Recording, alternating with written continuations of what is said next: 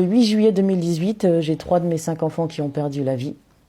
Ils ont été, c'était le week-end du papa parce que je suis séparée de mon ex-conjoint parce qu'il a mené une double vie derrière mon dos.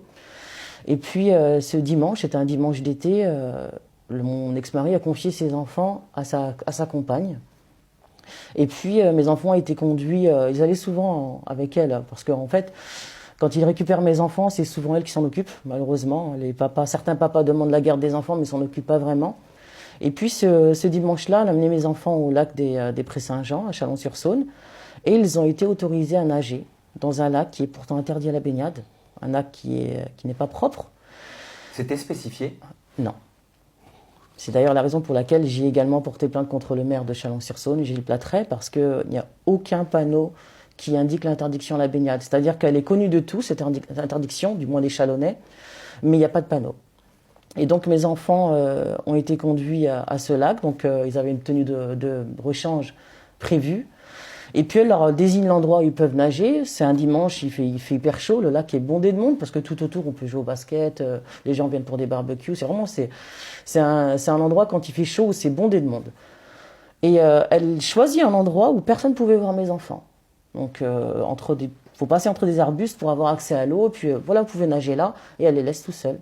Elle va s'asseoir à plus de 100 mètres de mes enfants et elle les laisse voilà, dans l'eau. Aucun de mes enfants ne sait nager. Donc, mes enfants n'ont pas fait une scolarité en France, donc on vit à l'étranger. Il n'y a pas d'obligation d'apprendre à nager.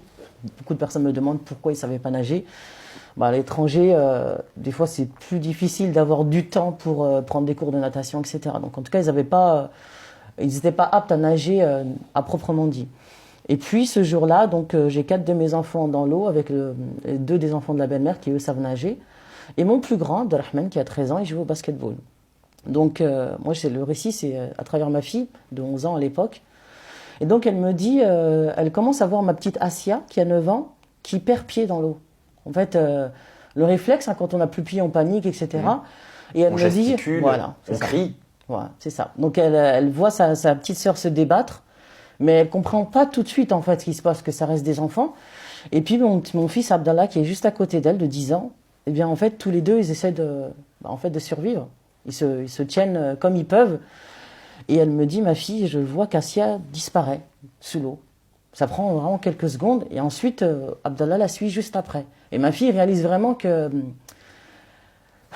je savais que ça allait être dur, mais ma fille elle réalise en fait que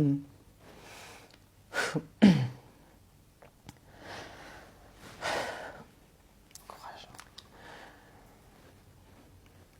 va être dur.